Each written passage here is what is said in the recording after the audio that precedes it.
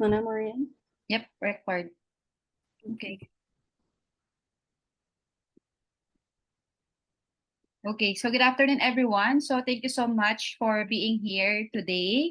So for today, free webinar or session regarding using Automate if you're an accounting firm. So I'm with our team, Lara, Edward, and I don't know if Ayesha is here and Mary Grace. But anyway, uh, feel free to ask question later after the discussions. And if you could also open your camera to get to know you better also. Okay? Thank you so much. Go ahead, Lara. Thank you, Marian. Thank you for giving your time today to join us. So just a quick introduction for what is Automate. Automate started in Singapore po. The name of the company is Automate Technologies Private Limited. You can check our website at automate.com. And then last year, we started developing the software to be customized for the Philippines because we know naman po na yung accounting firms natin, the problem is the integration of the taxation part. So, kahit na gumagamit tayo ng ibang softwares, kapag hindi siya localized, hindi pa rin natin masama yung sa taxes. And we know that one of the major services that we are providing to our customers is dun sa taxation po. So last year we started developing the software. We have a few modules that we have brought out already, that we have finished already, and that will be the part of the discussion mamaya by Sir Edward. So just to give you a status of Automate right now, we are this is our pilot launch. Actually, we are just still tapping on accounting firms to use the software at a very minimal cost. At the same time, to give us feedback if there are still other things which you want to be seen or ano pa yung mga pain points ng accounting firms na pwede nating i-improve pa dun sa software. So, currently, we are also in negotiation with the BIR National Office for the registration of the software as ETSP certification pala, ETSP certification. But then the other modules natin, like for example, we automated the creation of the dot file para sa SLSP filing, ganyan. Pwede na siyang gamitin. We actually used it last July for some companies already. Or let's say, yeah, July for some companies sa filing ng quarterly VAT, as well as the alpha list. So right now, I mean, after the session, we will be discussing the product to you. Tapos, i-discuss po na ni Miss Marian yung ating yung pricing natin.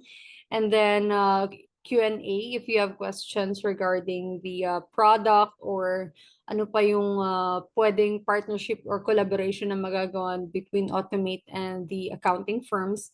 We will discuss that further later. So we have now, I'd like to pass it on to our colleague here, Edward, Sir Edward, to show us the software. Edward? Hello, good afternoon everyone. So, I'm Edward po. So, I'm here to show you yung features ng Automate. And as discussed by my colleague Lara, I will also discuss how integrated na po yung accounting and taxation natin. So, I'm gonna share my screen. So, are you able to see my screen now po? So, um, sa mga iba po, you already know how in hindsight po how the automate works by integrating the accounting and taxation. So I'll just discuss this in further detail. So before I discuss this, I'm just gonna show you a walkthrough kung ano po yung mga features na nasa system. So as you can see po, we have the dashboard. So the dashboard is basically showing the graphical presentation of all the transactions we have recorded in the system. So for example, if we want to view the charts, uh, the s- the summary of the accounts receivable and payable, it's already here po. This is more towards sa management and for those na mas gusto po ng visual presentation. So yun po yung dashboard natin. We also have yung sa compliance which will be completed as well as yung ating accounts po. So Yun po yung dashboard. And of course, we have the next module is the business where we would create the day-to-day transaction and the fundamental details about our uh, suppliers, customers, related party, and non-related party. So dito sa contacts, this, we will actually put in detail yung kanilang information. Like for example, yung name, yung address, and yung kanilang TIN. So for Philippine purposes, um, the way to fill out yung ating contact is we remove yung mga invalid characters. This is for the purpose of the AT file processing and validation. So what are examples po ng ating invalid characters? So I think some of us are already familiar, but for us to be reminded, so special characters that are invalid are comma, ampersand, number sign, and the others. So for now, the setup sa ating pag-create ng contact is to remove the special character first before we encode the address and the name. And then after we encoded the name and the address, so for example po itong ginawa ko po, we will um, encode na po yung ating TIN registration. This is important po kasi kung wala pong TIN, then will not be able to see the information related to this either customer or service provider or supplier. So yun po yung sa contacts. So the next is yung items. So dito po sa items, these are more of our inventoriables and the services we provided. So if we click create item, so we can see po yung tatlong industries po dito. So trading, production and services. So in short, this is merchandising, this is manufacturing, and this is servicing po. So depending on what we select, so we will be able to include yung items po. So for the trading, yung buy and sell po, it will yung yung details po will require you the purchase cost and the selling price. Of course, it's trading, you buy and you sell. So dito po, I'll just see po yung mga examples ng ating mga na-encode. So under the item details, this is the example of how it is being filled out using the system. Indeed, sa susunod po, i-discuss po natin how to use naman po yung ating Excel format. So dito po, siguro just like other accounting software, being required to indicate the name, the item code, lalo kung nanggaling po sa ating POS, and item description. And then we will classify according to the accounts. And then, of course, you have to fill out yung ating purchase and sales price. So yun po yung ating uh, items. And then, of course, kapag servicing naman po, you don't need to do the purchase price because you are offering services directly. So ito po yung sample ng ating servicing under items. So, yun po yung ating items. The focus of our discussion today is this module po and how it relates to our taxation. So that we will be able to visualize how we can be able to use the software by means of yung kanyang taxation module. So um, ito pong next na modules are yung quotation. This is more on we have on we still don't have the accountable transaction, but we have already a prospective transaction in the future. So we will quote, and this should be a non-posting transaction. So yun po yung quotation. We might discuss this as in another meeting po. And of course, we are going to the day-to-day recording. So yung sales and purchases dito po tayo magfo-focus. So of course sa sales we will record yung daily per invoice, and then sa purchases ganun din po. So we will babalikan natin. And as for the claims, this is more applicable po sa pag meron tayong reimbursement. Halimbawa po, yung staff po natin merong ginastos muna, shinolder niya, then we will be able to record the claims, and then kapag merong input VAT from the claims, then mapupunta na rin po siya sa ating VAT and alpha list if meron. So yun po. And then the next is yung banking. So dito po sa banking, we basically record all the bank deposits and withdrawals. So pag meron na pong bank dito, then we will be able to perform those recording of cash payment and cash receipts. And then we can also do bank recon in three ways. So that's for a further discussion po. And then, of course, next is our reports. So dito sa reports, as you can see that it is divided into five po. So the first section po is the FS, where we can see the basic financial statements. So what happens is, as soon as we record a sales or a purchase or another transaction, napupunta na po siya sa PL, financial position, and other financial statements. And consequentially, of course, if we record yung AR, wala pang collection, it goes through our aging. Basta hindi pa collected. And those item also goes to our transaction, yung line by line, ating sales report, it already goes there. And of course, it already goes through our trial balance and general ledger, as well as our management tools. So, ganun po yung ganun po yung impact when we record a single transaction po. It already goes through all the related reports. So, yun po. So, as you can see po, let's just go through the other uh, rep- financial reports. For example, if we have cash collection, it already goes through our cash book.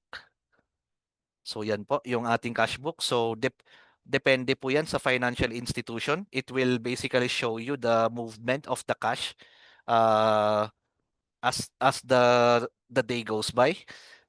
Kapag naman po meron tayong trade debits and credits, so trade debits are these are overpayments. So kapag meron tayong overpayment sa isang trade payable, yung sobra nun po will be put under trade debits. Conversely, kapag trade credits, these are over collections.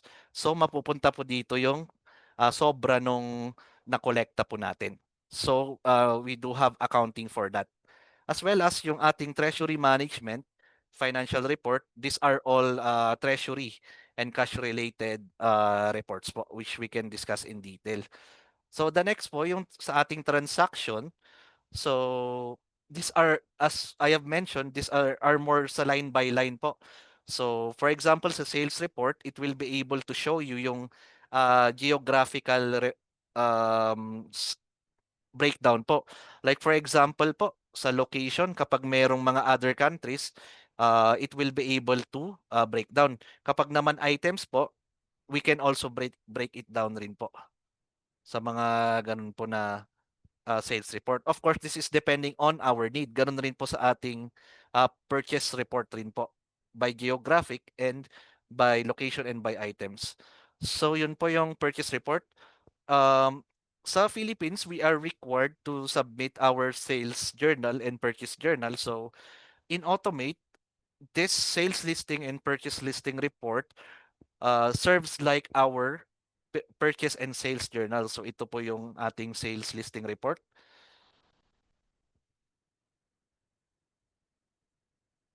So ito po yung ating sales listing report. It will enlist po all the sales transaction po and all the other pertinent details po na makikita sa invoicing. So yun po, ganun rin po yung sa purchase report.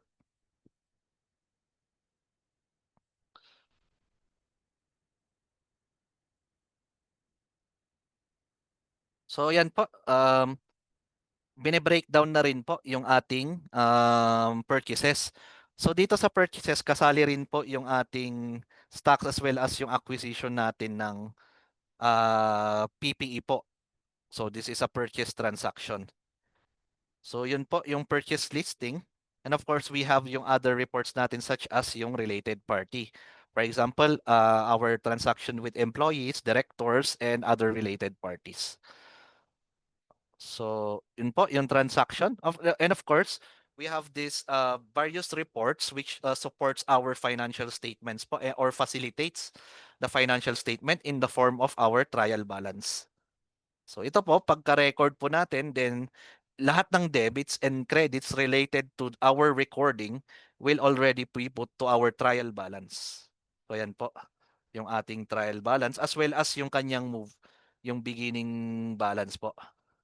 And of course, if we wanna be more specific about all the movements ng ating chart of accounts, we can see it here sa ating general ledger. So ito po sa ating general ledger, this is how it looks like sa ating automate. So yan po, kung makikita nyo, there are various columns and then nandun po yung currency. So yun, ito po yung GL. So it's very comprehensive po. So makikita natin yung furnitures and fixtures, depreciation. Kung makikita nyo po, no, may monthly recording na po ng PPE. We can discuss this in another meeting because one of the automations of Automate is if nag-record po tayo ng PPE, then the system will automatically record the monthly depreciation based on the useful life, based on the cost, and based on the depreciation method we've used. So ito po, kaya nyo po nakikita yung monthly recording niya.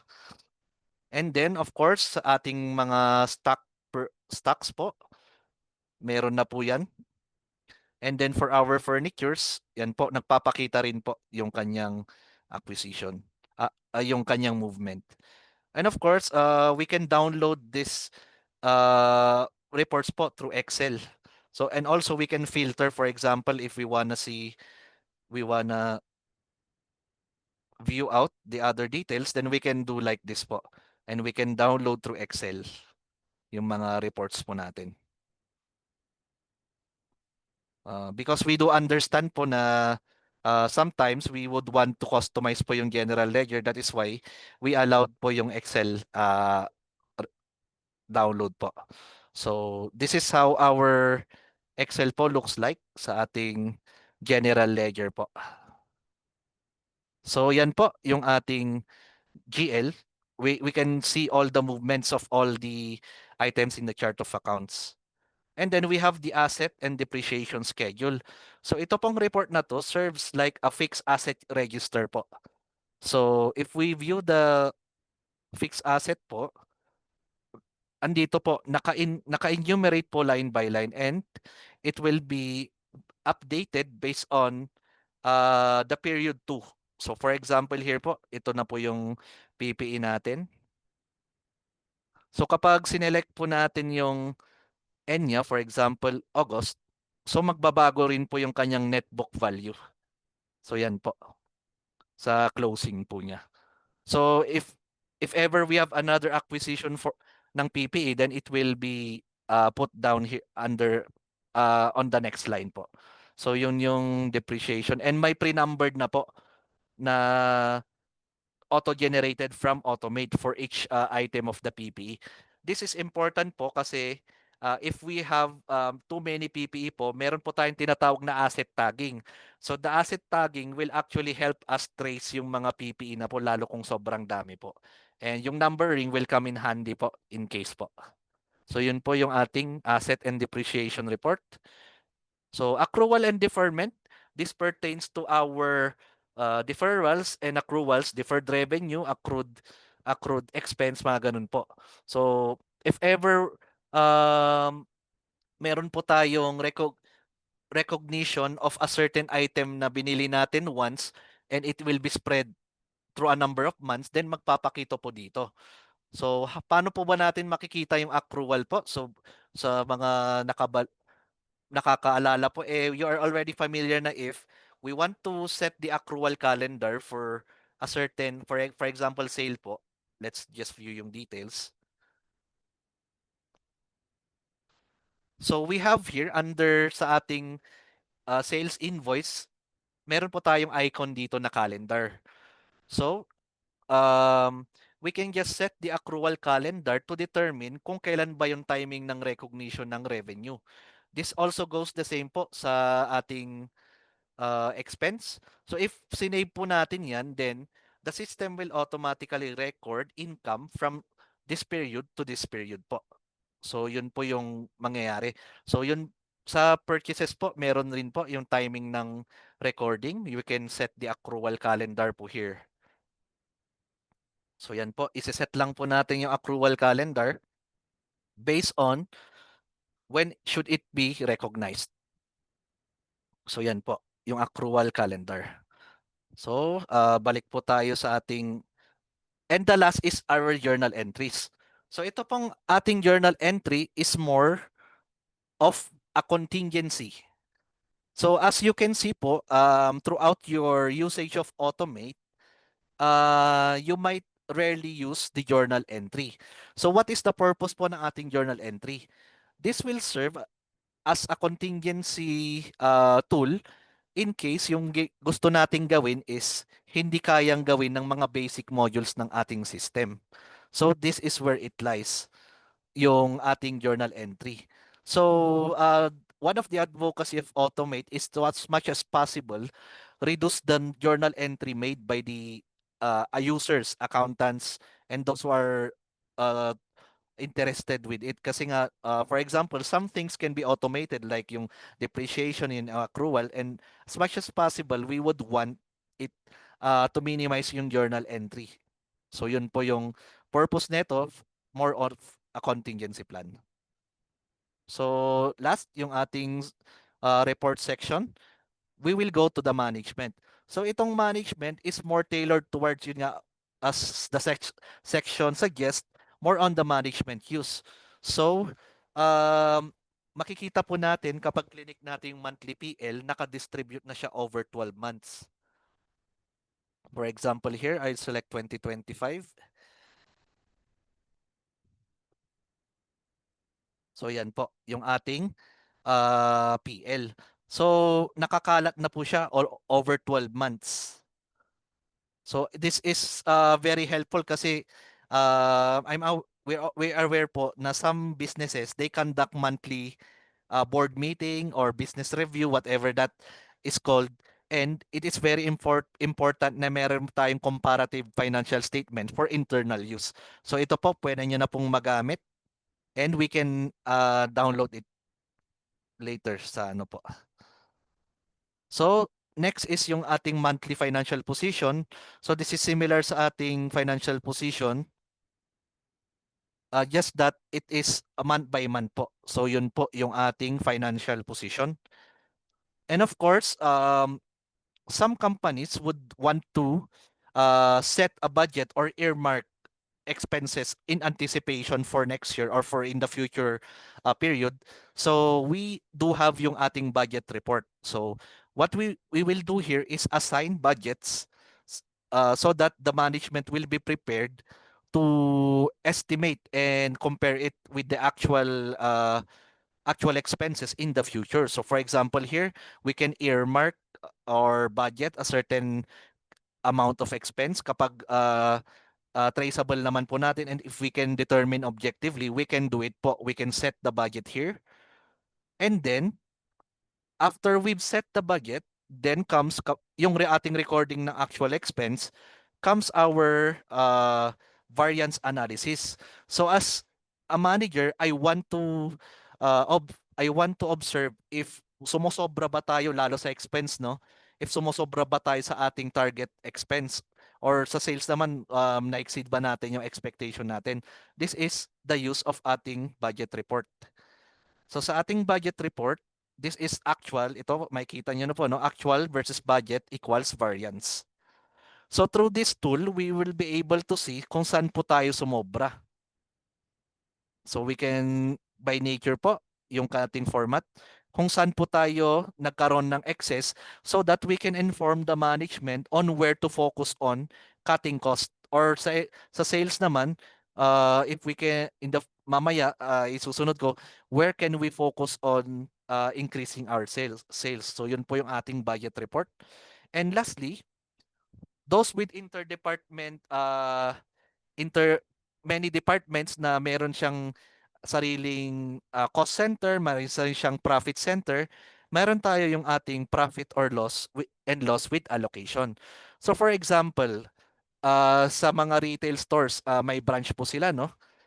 So or sa isang, sabihin na lang natin isang tin po, isang address pero meron siyang multiple pwesto pero isang address lang, we can actually assign the cost or the sales by using this module po where we can select the division or team para dun po natin matrace or ma-allocate yung ating sales and expenses.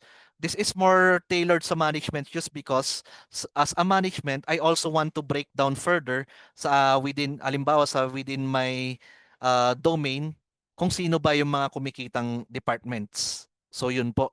If lahat po yun ay or the certain portion of it are profit centers.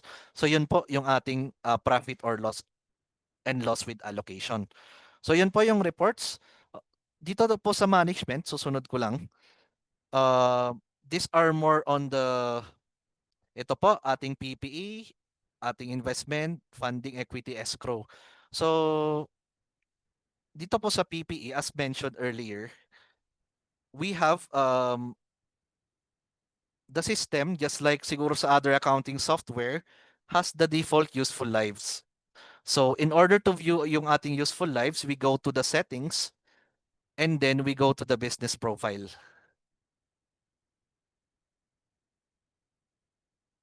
So ito po, um, under our operation settings, we can see here that certain classes of our PPE have already default useful lives.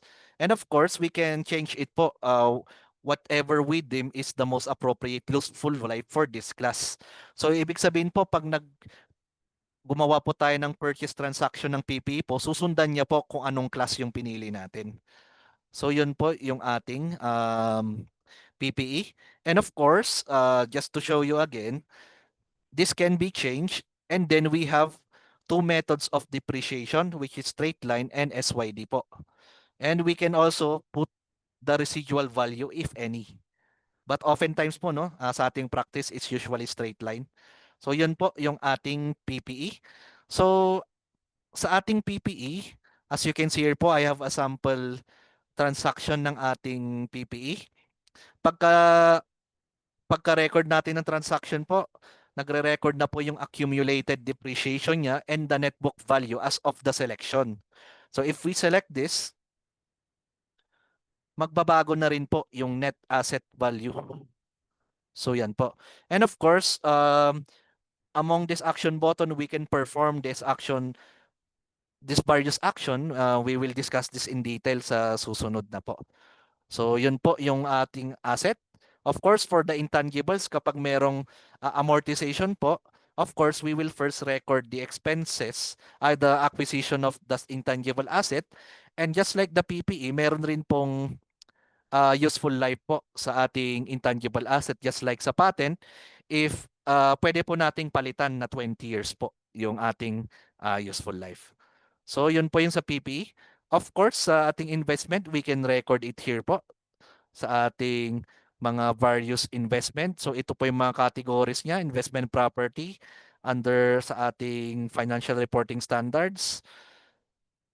Andito rin po yung ating mga investment through FBTPL, ganun po. Andun rin po yung sa ating other investments. Meron rin po tayong exploration and evaluation. And then we have value asset under PAS 41. So, and as well as other tangible asset po na hindi po ma-determine. So, just like yung PP and intangible asset, we start by recording the bill po. So, yun po yung reckoning point niya.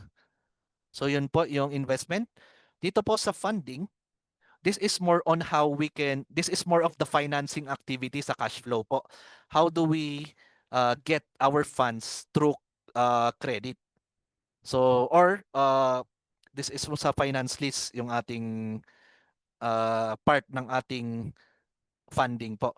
So, kung makikita nyo po dito sa loans, we have yung ating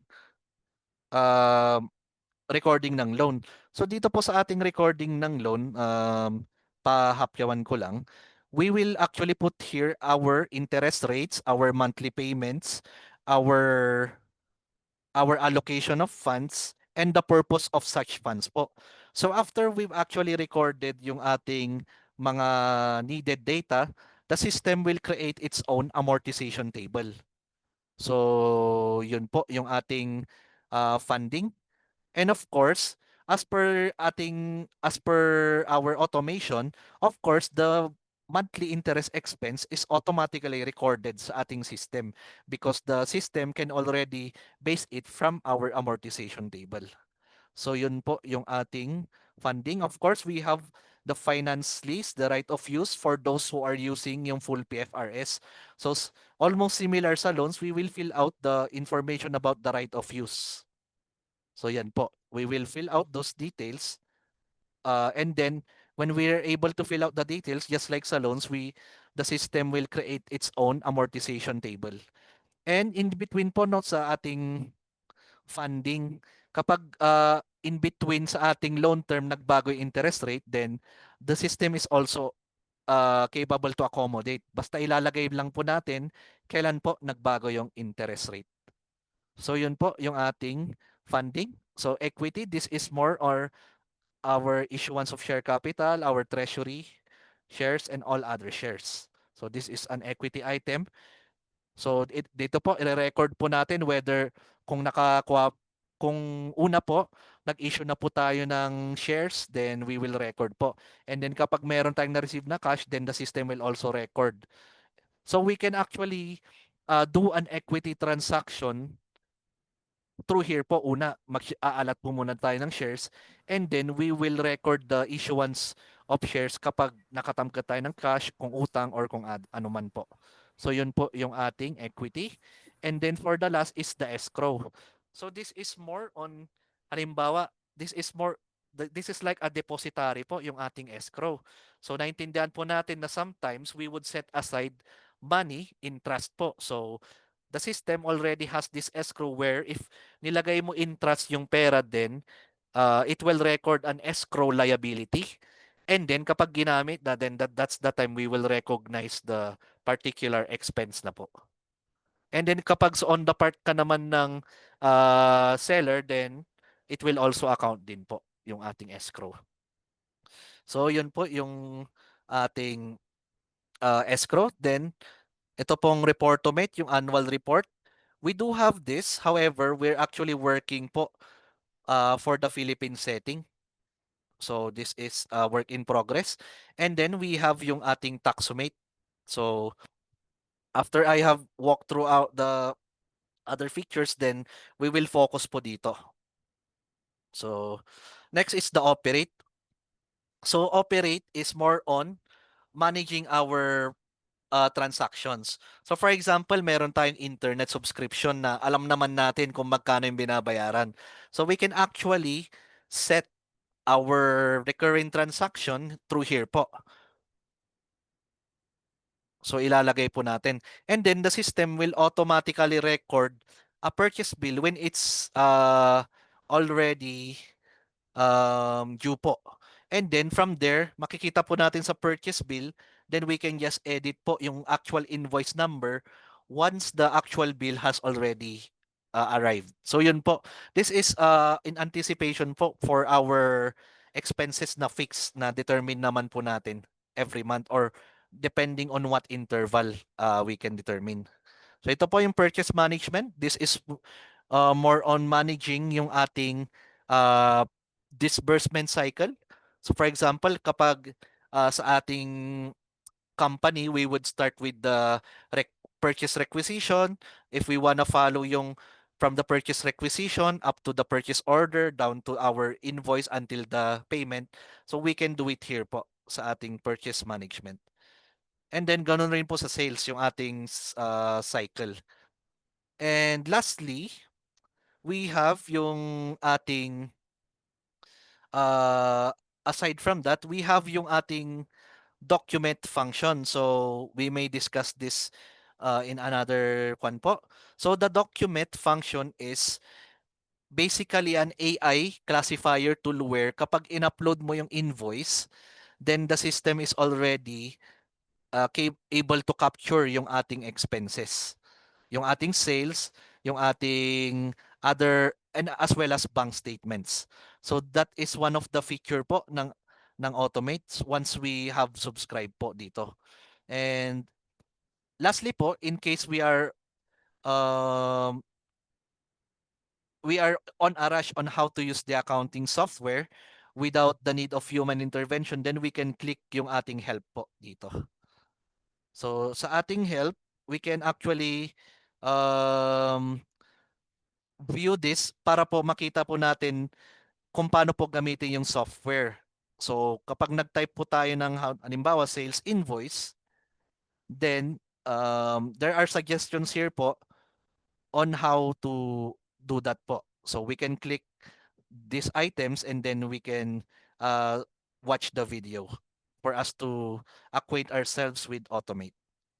So yun po yung general features ng Automate. So before I proceed, I'll just go to the questions.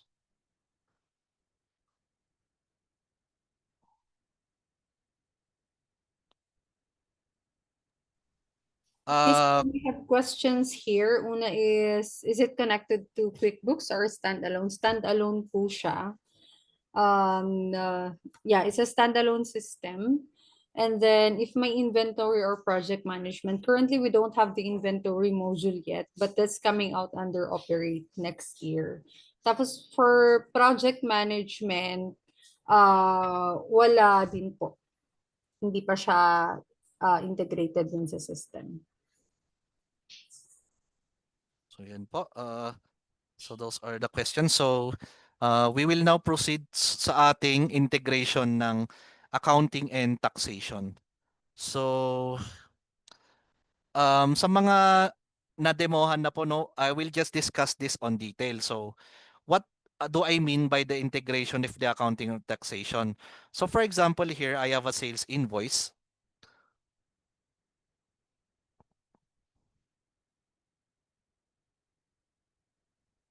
I'll just select yung mas detailed po. So na-record na po natin yung invoice, yung ating contact, and then of course itong delivery address na rin. And then we have classified. So for example po, if we wanna link sa taxation po, halimbawa sa VAT po, we will classify their VAT classification. So sa ating sales, we will classify this the VAT according sa ating tax code. So this is vatable sales, this is zero rated sales, and this is exempt sales. So I have here yung actual transaction where meron tayong mixture ng vatable, we have yung mixture ng zero rated, and we have yung ating exempt sales. So I'll just go for the example. So brown sugar, understandable, kwan po 12%. For the white sugar, just pag nagtataka po kayo, no, every time we purchase sa supermarket, bakit kaya zero rated yung sales? So under the train law, kapag po yung miller po is nagbenta po sa producer, yung nagbenta ng white sugar sa isang customer po, yung benta niya po is zero rated. However, kapag niresell na po natin itong white sugar to another retailer or wholesaler, then it becomes vatable. That is why zero rated po ito. So it is under I think RR3 2018 under train law po. And also, we have yung mga exempt sales po natin. So we are familiar po naman po, no, yung mga meat products and vegetables natin are exempt sa ating VAT. So that is how we classify yung ating sales, so that kapag nag-SLSP na po tayo, may mapupunta siya sa mga appropriate columns. And then, sorry, I'll just record yung ating yon. Aside from that, yung sa recording pala natin ng sales invoice po, we can send it directly to the emails, and on your left side, you can see the draft sales invoice. And by the way po, in case gusto po natin ng logo, we can actually put the logo po. So how do we put the logo po? Pupunta po tayo sa ating business profile. Save ko lang po ito. And then under sa particulars, you have this company logo. Pagkatapos po nating i-upload yung company logo, mapupunta na po siya sa left side ng ating sales invoice. So yun po, just in case we want yung ating logo.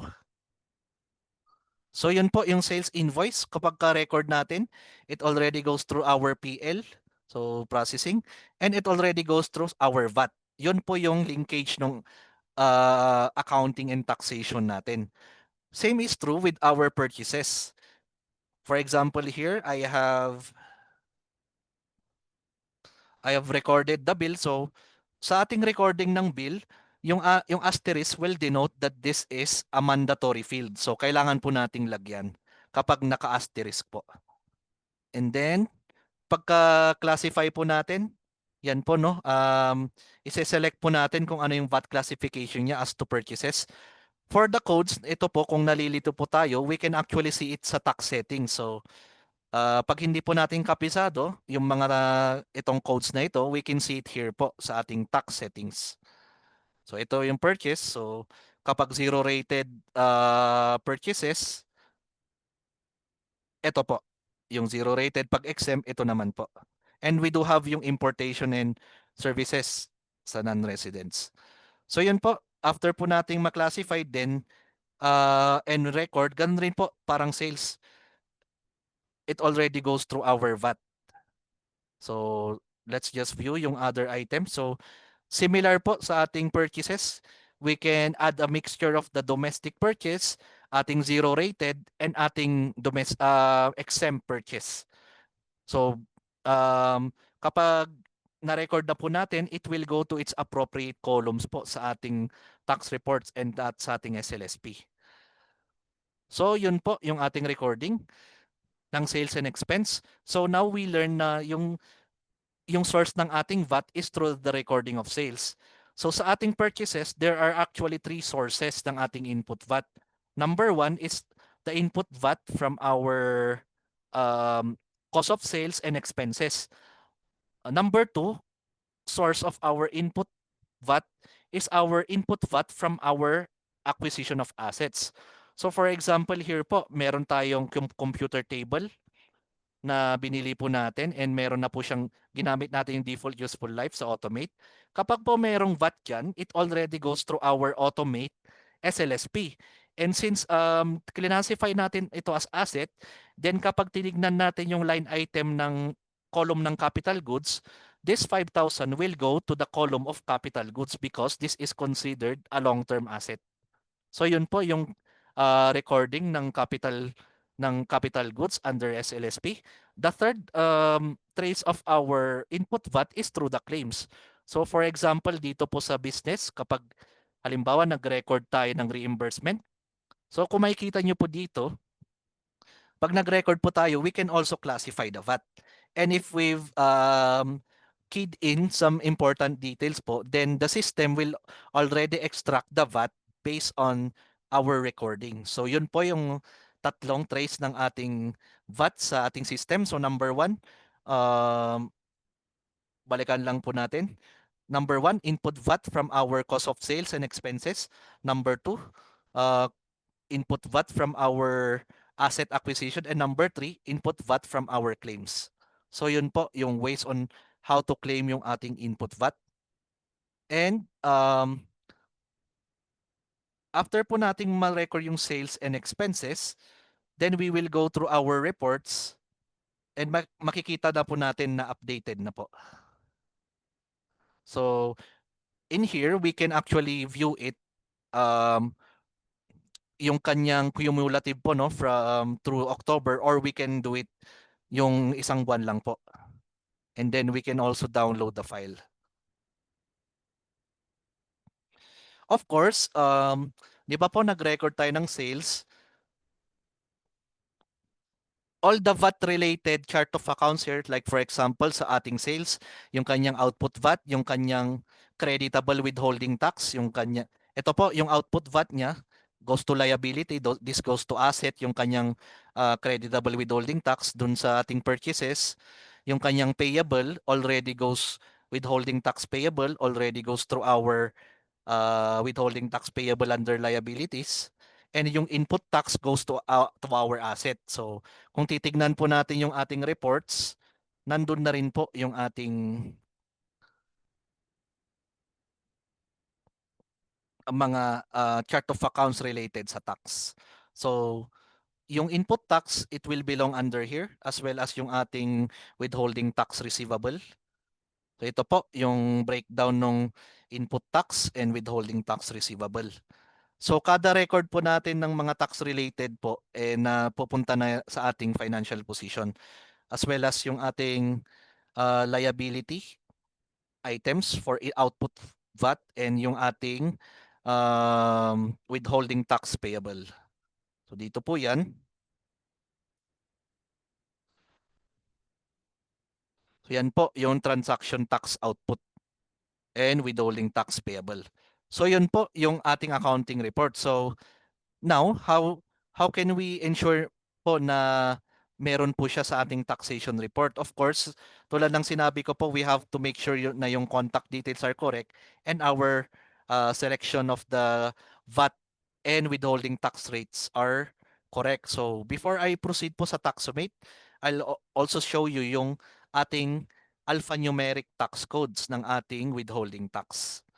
So for example, sa sales, we can classify yung withholding tax one by one.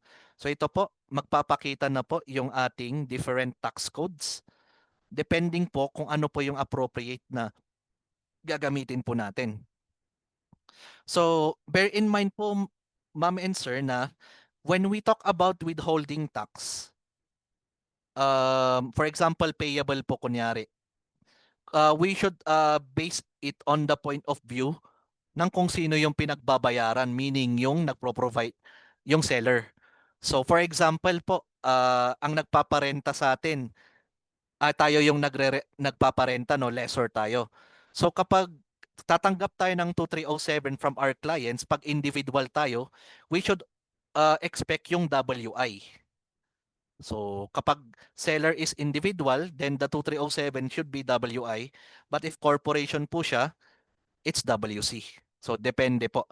So it should be on the point of view ng ating seller, yung ating i-issue na 2307 kung anong alphanumeric tax code niya. So ito po, we can select, browse it here and review po yung mga various tax codes. And then, ganun rin po sa purchases for our withholding tax payable. We can select it here po, which is the appropriate po na ating withholding tax code. So yun po yung ating withholding taxes. So now we go sa ating mga tax modules. So unahin ko po yung VAT.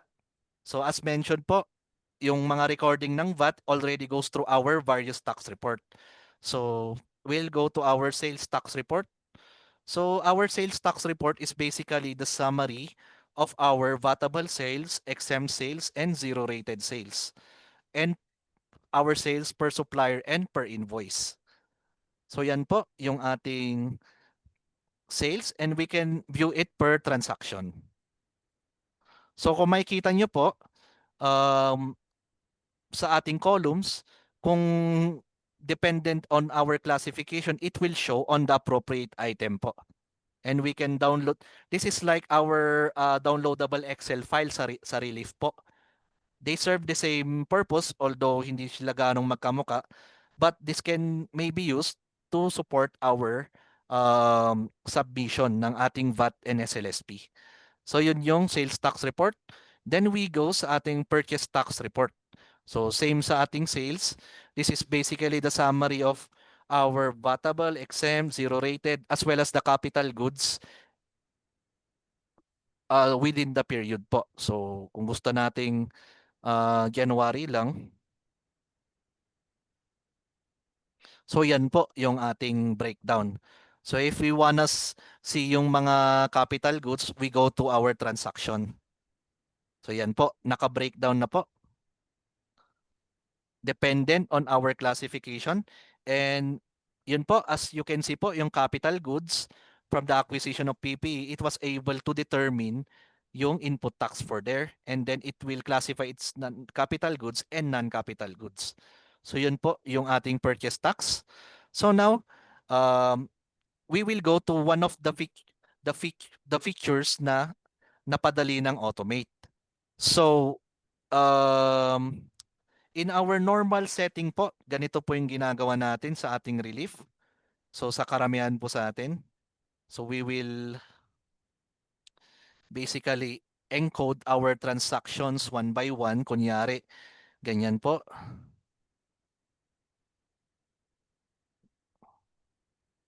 So, sorry. And then, usually po kasi dito, no, various customers, I'll go na lang sa ating purchases.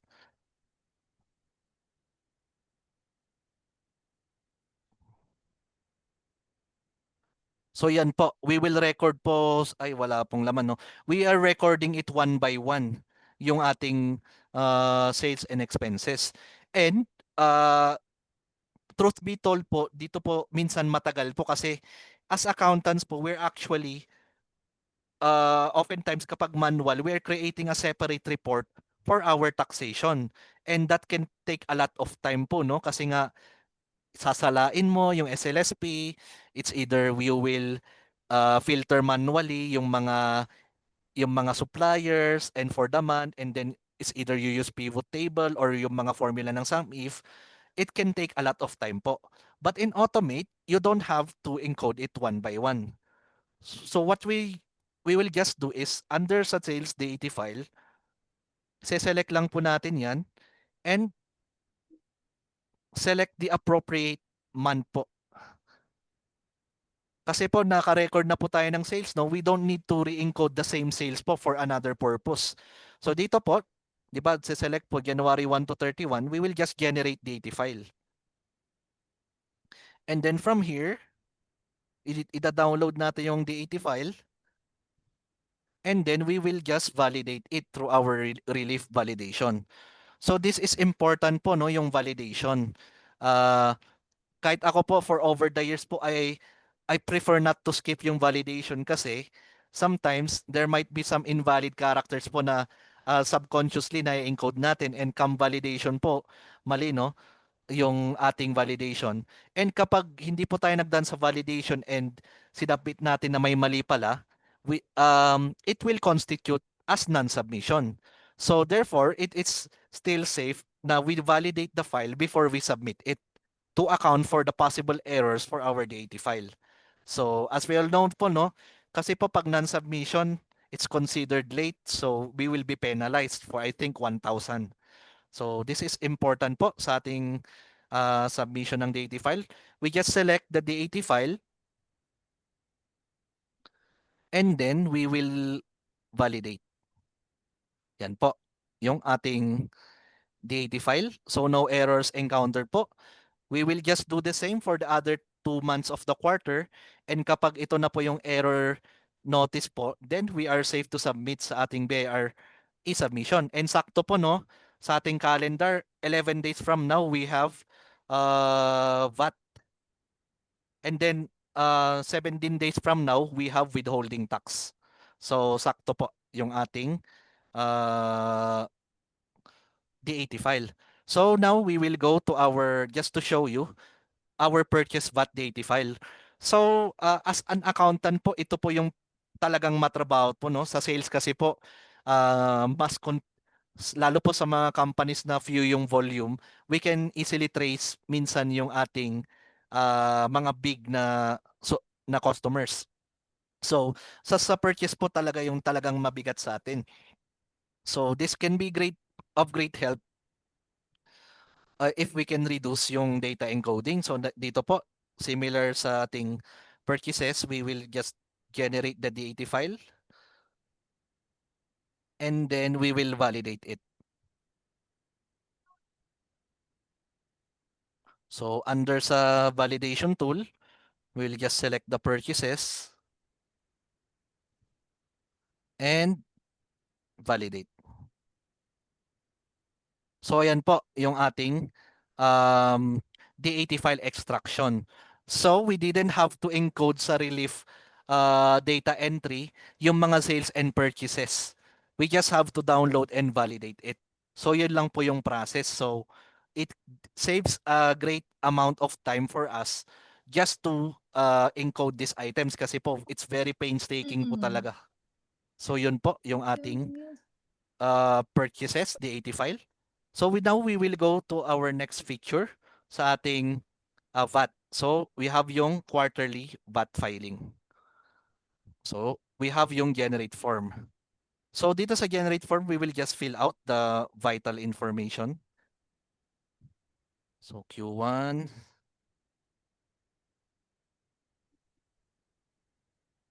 And then yung kanyang quarter end, short period, no? And then no. So as you can see here, pagka-generate natin ng form, get data pala, nakukuha na po ng system yung ating vatable sales and then yung kanyang output tax. And then same goes through our purchases. So ito po yung galing sa expenses, cost of sales, and yung ating asset acquisition, yung kanilang mga input tax. And yun po, meron na po yung ating tax return.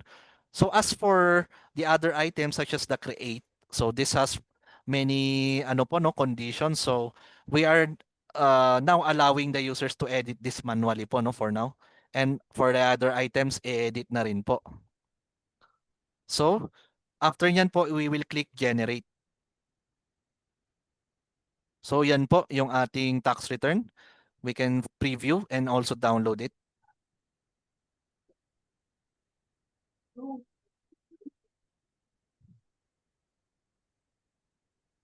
So ito po yung ating tax return. So negative, negative po siya no kasi yung sa pag-record ko po marami akong purchases. But anyhow, kapag po positive naman po yan, it will also show. So ito po naka-breakdown na rin sa second page yung kanyang sales, yung kanyang domestic purchases, yung kanyang exempt purchases and all the other items po. So yun po yung ating tax return. So, ito lang, mga ma'am and sir, since we are on the process of registering, just as my colleague Lara has said, sa ATSP, for now, our setup is we can use the generated tax return as a guide whenever we file electronically. So, whether it's EBIR or through EFPS, we can use this as a guide. At least mas mabilis na po yung process. But in the future po, hopefully, in the coming months, we are able to slowly integrate po yung tax filing. So, if in case po available na po yung feature na yon, we will let you know po if you continue to use the accounting software. So, yun po yung ating VAT. So now I will continue po sa ating withholding tax. So ito po yung ating dashboard.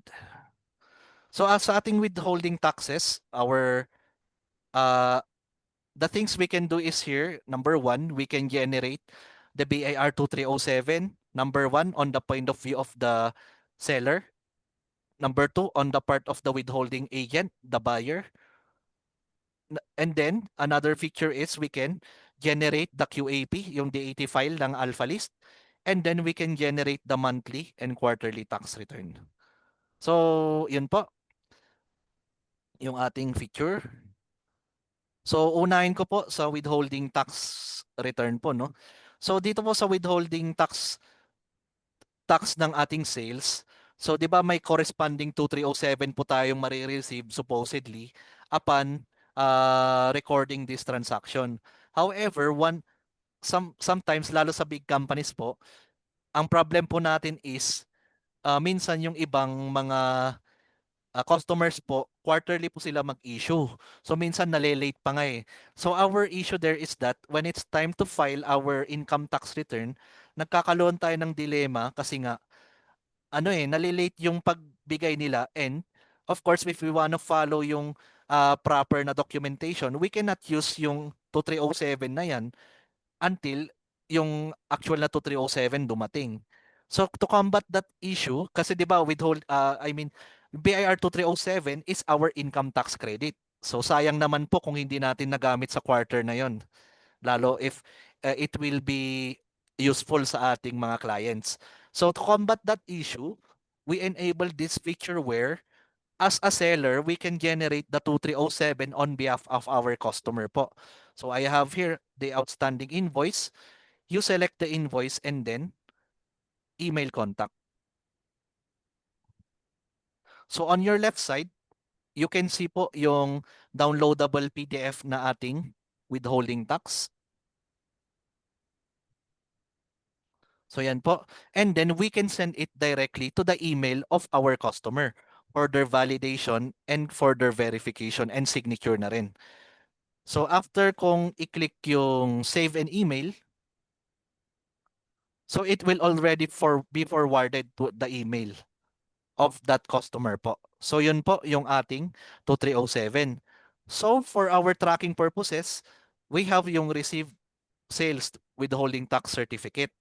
So as we all know po, no, pinush na po ng BIR yung submission ng ating documents, lalo sa corporations po, no, ng ating annual income tax return, yung ating financial statement, yung ating tax credits.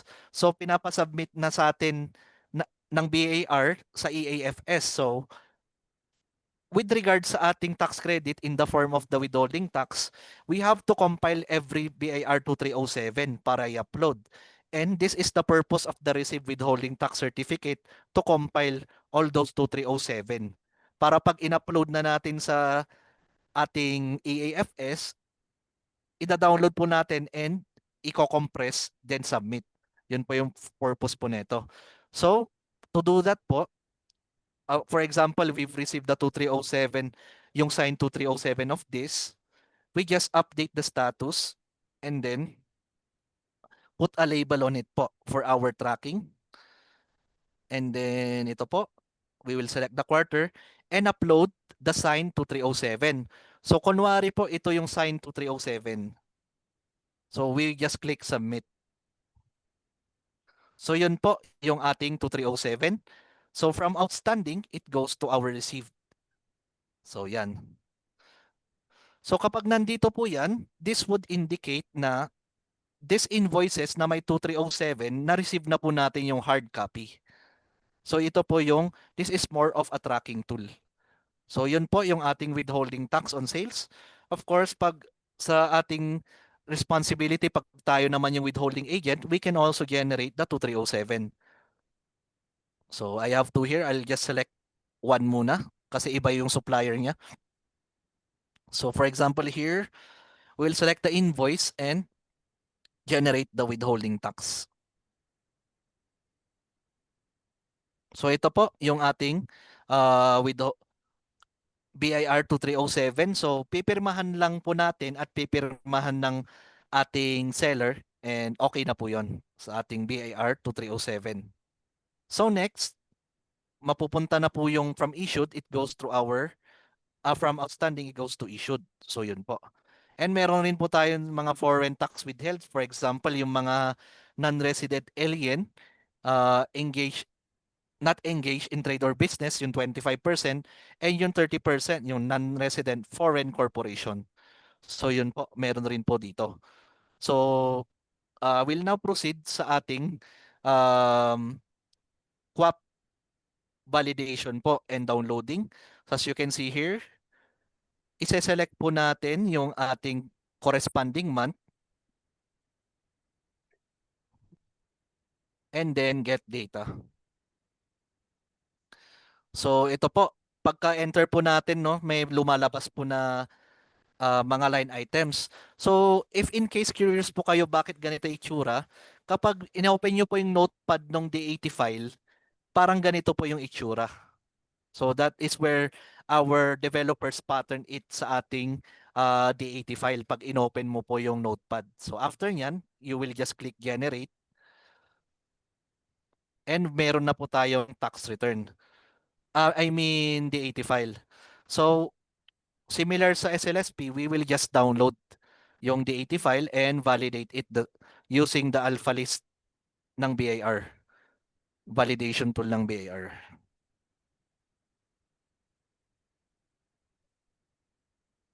So dito po,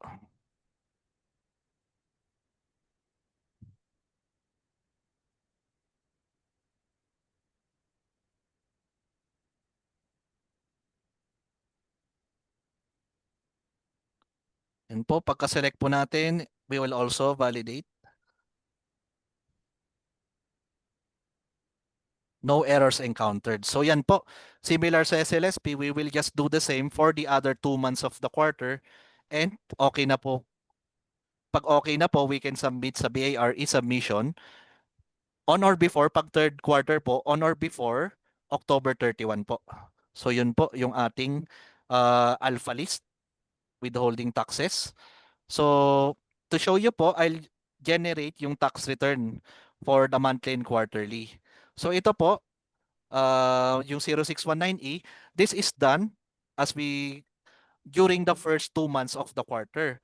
So that is why kapag tinignan niyo po yung months, we have already eliminated the third month of every quarter kasi there can be some mistakes po minsan kapag halimbawa sinelect natin yung March but we should have been filing 1601 AQ for that purpose. So to minimize that error, tinanggal na po namin yung March, yung June, yung September, and December. So for example, we will generate January and we will click get data. And pagka-click data po natin, kukunin na po ng system yung ating withholding tax payable. Total for the quarter, for the month, itong January. So after po nyan, we click generate and meron na po tayong tax return. So yan po yung ating tax return. So na populate naman po yung mga important fields. So yun po yung 0619E and the next tax return yung ating quarterly. So dito sa ating quarterly, yung mga alphanumeric tax codes na sinelect natin from the withholding taxes will be populated po. So for example here, WI 158, 1% withholding tax for individual na top withholding. So ito corporation. So naka-breakdown na po yung tax base, rate, and yung tax withheld. And we can click generate po. So yun po yung ating withholding tax. So yan po, napapopulate na po yung mga fields sa tax return. So yun po yung ating withholding tax. So yun po yung mga in-improve na po ng ating system.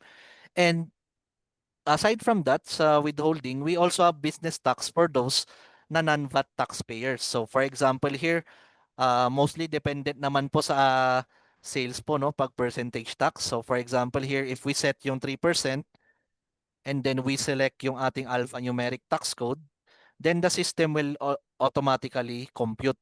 And then by clicking the next page, we can generate the form. So ito po yung BIR form 2551Q for non-VAT taxpayers. So also included here sa non-VAT taxpayers yung mga ano po, no, mga specifically subjected the by the code na maging uh, percentage taxpayer. Like for example, yung ibang mga financial institution po, no, percentage tax po sila. So yun po yung ating percentage tax. And coming up po yung ating income tax po. So sa ating income tax, just to show you po, um,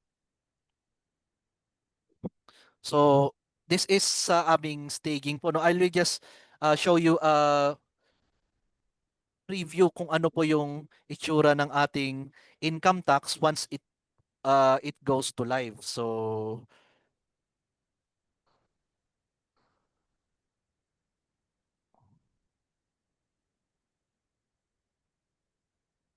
sorry.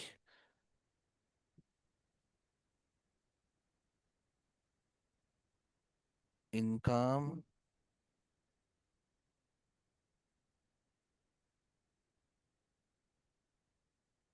So ito po, 1701, 1702Q quarterly po, yung next na ilo-launch. So sa ating income tax po, uh, we have actually considered yung mga situations po ng ating taxpayer. So for example, for individual, whether they are pure business or pure employee or mixed. So for example, I just select here whether they are proprietor or a professional lang, and then yung ating modes of deduction. So dito po sa system, depending on our tax scheme, the system will automatically record po yung uh,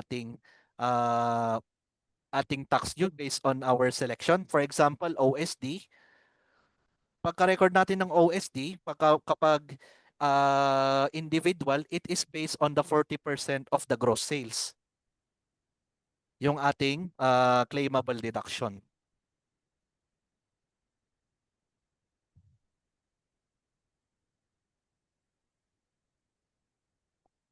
So dito po, from our sales, then it already goes through our, this is another company po, no? So kukunin na po ng system yung 40% of gross sales. Kapag naman corporation, it will get the 40% of the gross income. So yun po yung setup. And then we can get the BIR form. So ngayon naman, second situation is kapag 8% income tax rate. So this is more applicable sa ating mga freelancers po, no? Na ano po, na nagfa-file ng income tax. So this income tax rate po, no, is actually a bundle tax. So meaning you are actually shooting two birds in one stone.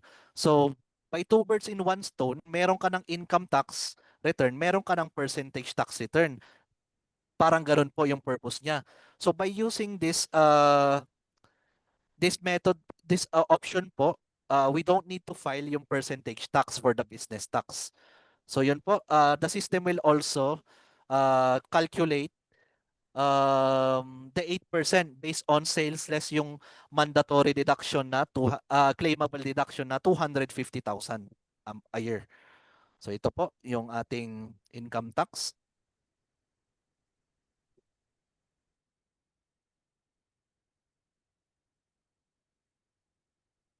So ito po, from the sales, it will deduct 250K, and whatever is the excess will be multiplied by 8%, coming na yung tax due po. So yan po yung ating income tax. And lastly, yung itemized. This is the most intricate one po. So ito po, we're trying to, as much as possible, get all the thresholds of the tax code po. And minimize yung data entry po ni user po. Like for example, we have certain limits sa ating charitable institution. It can be 5%, it can be 10%, it can be full, it can be zero, depending on if whether we are able to satisfy yung mga conditions. Also, another threshold na to bear in mind, arbitrage limit of interest. So, which is yung 20% of the interest income subject to final tax. And also, for example, yung ating mga representation, yung ating Jollibee, yung mga pagkain natin sa labas na may resibo. So meron rin pong threshold po yun. So yung threshold niya po is it can either be 1% or 0.5%. So dito sa system po, it's we have already integrated po yung mga thresholds na yon. So sorry po, it's taking some time. As well as yung ating sa corporation po. So ipupunta na lang po muna ako sa corporation. So dito po sa corporation, sa ating classification, we have classified yung corporation as SMME or large. Meron po kasing difference, no, yung ating tax rate. Kapag ito po yung pinili natin, SMME, ang kanyang regular corporate income tax rate is 20%, while this selection is 25% po. So yun po yung kanyang setup. So, just like yung ating individual, it will already compute yung kanyang OSD. So, iba lang po yung basis niya, which is on the gross income po. So, yan po. Yung and then, yung MCIT, nagko-compute na rin po, no? Which is 2% of the gross of the sales. Of course po, di ba, kino-compare po natin to sa RCIT, whichever is higher po. So, yan po. Whichever is higher, Yan po. Ito po yung RCIT and then MCIT, whichever is higher shall be the income tax due. So yun po yung ating um, OSD. So let's try to generate po yung ating itemized deduction for corporation.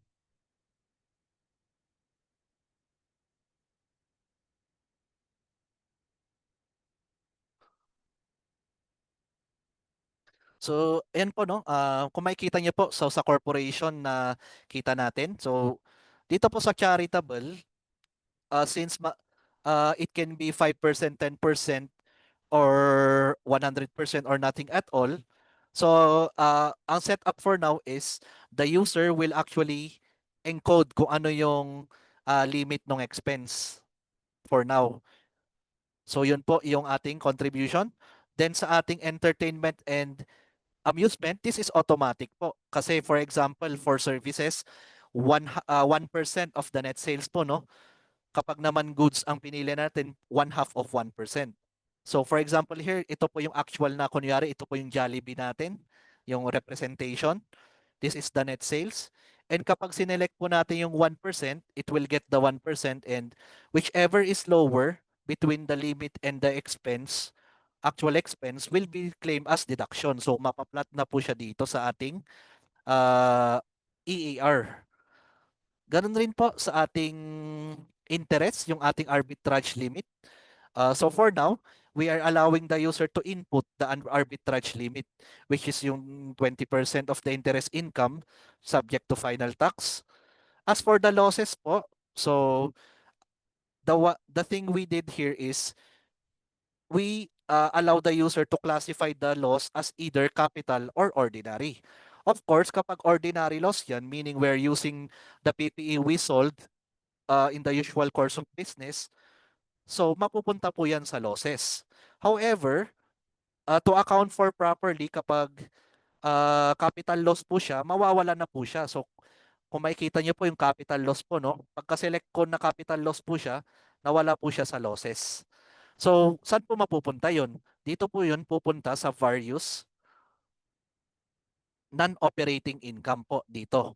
Ah, Sa ating, ito po. So, dito po siya mapupunta. So, as we all know po, no, sa taxation po, kapag po net capital gain yung 'di ba, capital gain i-offset mo sa capital loss. Kapag net capital gain po, we shall present it sa ating income po, other income. However, pag net capital loss po, we cannot claim the net capital loss. So kung makikita niyo po dito yung 10.5 over yung zero na net capital gain, so hindi po i-present ng system because we cannot claim this capital loss. So yun po yung ating mga in-automate po kasi medyo intricate po talaga pag itemized deduction, and we want as much as possible the users to minimize po yung further analysis po, no. If we can actually automate some of them, then it will be beneficial for the users po. And then as for the other items po, for example po, no, wala po akong in-encode ng mga expenses. So for example, nag-record po ako ng patent dito po, no. So makikita na po yung amortization niya for the quarter. So for example, depreciation, this is the depreciation for the quarter. So mapupunta na po yan dito, and I don't need to encode it manually. So as for the others yung sa depletion po, yan for now, we are slowly integrating sa system, kaya manually po itong depletion. As for the other items, fringe benefit, interest, as well as yung salaries po, so pwede na pong ilagay dito. So nakalagay na po, nakalink na sa ating income tax return. So, and we can also generate the tax return and estimate our tax due. So yun po yung ating income tax, which shall be launched very soon sa ating live. So this can come in as very helpful sa ating sa atin as accountants, because it will reduce our ano po time to actually determine kung ano po yung amounts na ilalagay doon. So, yun po yung ating tax module, and that concludes yung ating presentation ng ating automate and how integrated po yung ating recordings into our accounting, and finally our taxation module. So yun po. So we're now opening sa ating questions. Yeah, thank you, Sir Edward. Are there any questions po before we proceed to the pricing?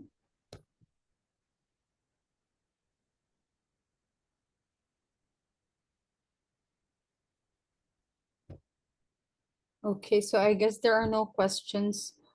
Maybe we can ask Aisha to discuss the pricing, Miss Aisha. Yeah, sure. Thank you everyone for joining. Is everything clear so far? Everything's clear so far?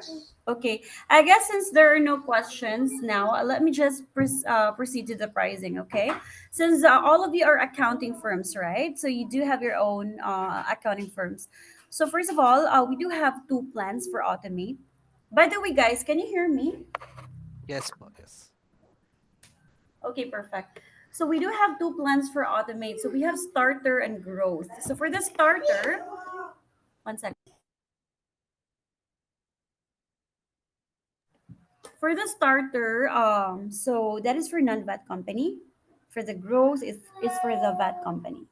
So for starter, so we do have a retail pricing which is 800 pesos per month for one company only. And it will allow you to add up to 5 users, unlimited invoice, single currency, 24/7 support. And for our growth, we have 1,600 pesos retail price. That is for the VAT company. You can add up to 5 user, unlimited invoices, multi-currency, and 24/7 support. Okay. Now we just get an approved package for this year for accounting firms. You can be a reseller as an accounting firm. You can sell it to your clients at a very lowest price. So we do have 5 companies for the starter pack, 5 companies for only 1,000 pesos per month, and for growth, 5 companies for 2,000 pesos per month. Questions so far? Any reactions? How do you feel about the pricing? Do you think it's reasonable enough? Rebecca, Marilyn, Ma'am Sean, Grace, Joanne. Questions so far on the pricing part? So it's just like QuickBooks, we have the bundle. Ginagawa, meron din kaming bundle. Ito yung tinatawag na bundle package.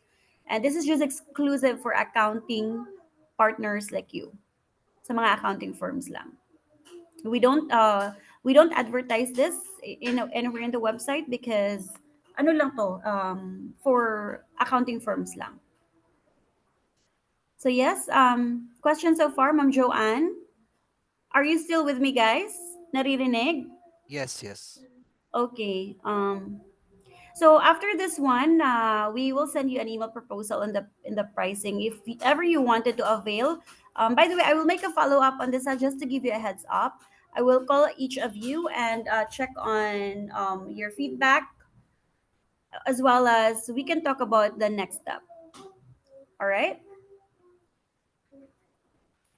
Okay. Thank you, everyone. Okay, thank you. Thank you, Miss Aisha. Thank you Thank you. for attending po sa mga accountants natin. So we will be reaching out to you to discuss if you want to proceed with using the product. Thank you, everyone. Thank you po. Thanks, Thank everyone. you. Bye bye.